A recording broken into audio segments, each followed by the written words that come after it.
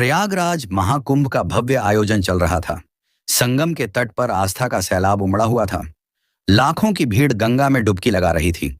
अखाड़ों की चहल पहल और हर तरफ साधु संतों के तंबू लगे थे।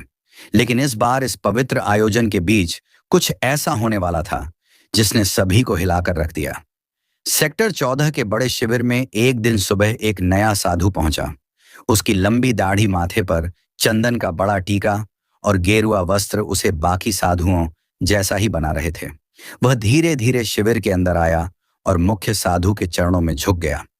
मुख्य साधु ने उसकी ओर देखा और बोले, महात्मा जी, आप कहां से पधारे हैं?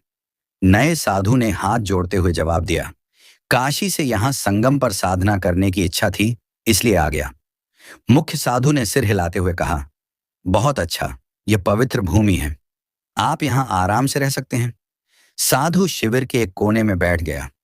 उसने अपने झोले से एक पोटली निकाली, उसमें से चंदन और राख अपनी हथेलियों पर लगाया और ध्यान में बैठ गया। बाकी साधु उसकी ओर ज्यादा ध्यान नहीं दे रहे थे, क्योंकि महाकुंभ में रोजाना ऐसे नए चेहरों का आना जाना आम था। दिन भर वह साधु अन्य संतों के साथ साधारण तरीके से समय बिताता। वह सुबह जल्दी गंगा स्नान करता, दिन भर प्रवचन सुनता और रात होते ही ध्यान में लीन हो जाता। लेकिन रात के समय उसका व्यवहार हार बदल जाता। किशोर, जो उस शिविर में सेवा का काम करता था, ने पहली बार गौर किया कि यह नया साधु हर रात चुपके से शिविर से बाहर चला जाता है। एक रात किशोर ने देखा कि वह साधु शिविर के पीछे गया और जमीन में कुछ दबा दिया। किशोर ने अगली सुबह अपने दोस्त मनीष से बात की।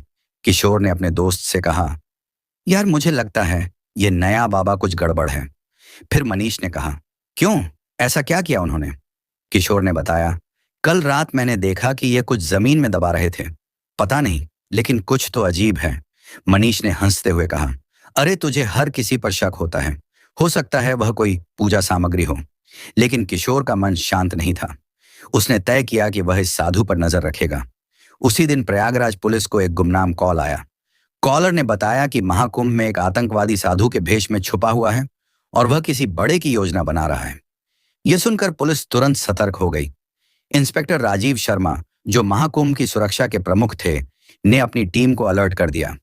इंस्पेक्टर राजीव, हमें हर शिविर की जांच करनी होगी। किसी भी संदिग्ध गतिविधि को नजरअंदाज नहीं किया जाएगा। खासकर नए चेहरों पर ध्यान दो। पुलिस ने सभी शिविरों की गुप्त निगरानी शुरू कर दी। इस बीच सेक्टर 14 के शिविर में वह नया साधु सामान्य तरीके से दिन बिता रहा था, लेकिन रात को उसकी हरकतें जारी थीं।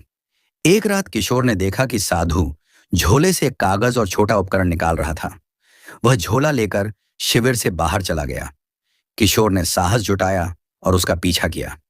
साधु सीधे गंगा घाट के पास गया, जहां उसने एक व्यक्ति से मुलाकात की और दूसरे साधु से कहा, सब कुछ योजना के अनुसार चल रहा है, कोई शक नहीं हुआ है।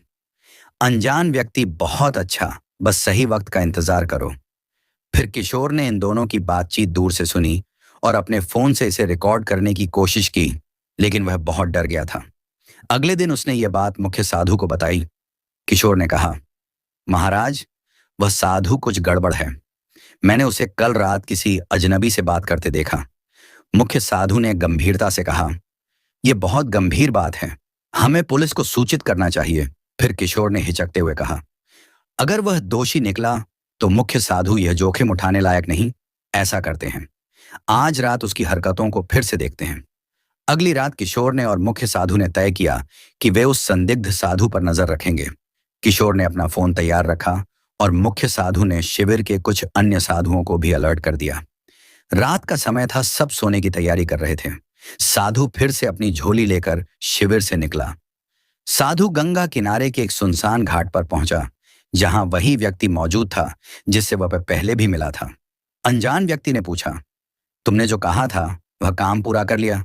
साधु ने उत्तर दिया, हाँ, उपकरण सही जगह पर सेट कर दिए गए हैं, बस एक आदेश का इंतजार है। मुख्य साधु और किशोर यह सुनकर चौंक गए। किशोर ने इस बातचीत को रिकॉर्ड कर लिया। मुख्य साधु ने धीरे से किशोर से कहा, तुरंत पुलिस को बुलाओ। किशोर ने पुलिस को कॉल किया और उन्हें सारी जानकारी दी। इंस्पेक्टर राजीव शर्मा और उनकी टीम तुरंत हरकत में आ गई। इंस्पेक्टर राजीव ने कहा, हमें इस संदिग्ध साधु को रंगे हाथों पकड़ना होगा। अगर वह सच में आतंकवादी है तो वह कोई बड़ा खतरा बन सकता है। पुलिस ने घाट की ओर जाने वाले सभी रास्तों को घेर लिया। कुछ जवान वेश बदलकर वहां पहुंचे ताकि साधु को उन पर शक ना हो। साधु और उसका साथी अभी भी बातचीत में व्यस्त थे। साधु ने कहा, यह आखिरी चरण है, बस जैसे ही भीड़ सबसे ज्यादा होगी हमें कार्रवाई करनी है। अंज व्यक्ति ने उत्तर दिया, यह हमला सबके लिए एक बड़ा संदेश होगा। कोई सोच भी नहीं सकता कि महाकुंभ जैसी जगह को निशाना बनाया जा सकता है। पुलिस टीम ने सही का इंतजार किया। जैसे ही साधु ने अपने झोले से एक और उपकरण निकाला, पुलिस ने उन्हें घेर लिया। इंस्पेक्टर राजीव ने कहा, हाथ ऊपर करो, पुलिस से बचने की कोशिश मत करना। साधु और उसका साथी हड़बड़ा गए। साधु ने भागने की कोशिश की, लेकिन पुलिस ने उसे पकड़ लिया। झोले की तलाशी ली गई तो उसमें विस्फोटक उपकरण और कुछ नक्शे मिले। पुलिस ने तुरंत साधु और उसके साथी को गिरफ्तार कर लिया। पूछताछ में पता चला कि वह एक अंतर्राष्ट्रीय आतंकी संगठन का सदस्य था। उसका असली नाम अयूब खान था और वह भारत में कई सालों से छुपकर रह रहा था। इंस्पेक्टर राजीव ने पूछा, तुम्हारा मकसद क्या था? महाकुंभ जैसे पवित्र आयोजन को क्यों निशाना बनाया? अयूब ने उत्तर दिया, भीड़ का डर सबसे बड़ा हथियार है।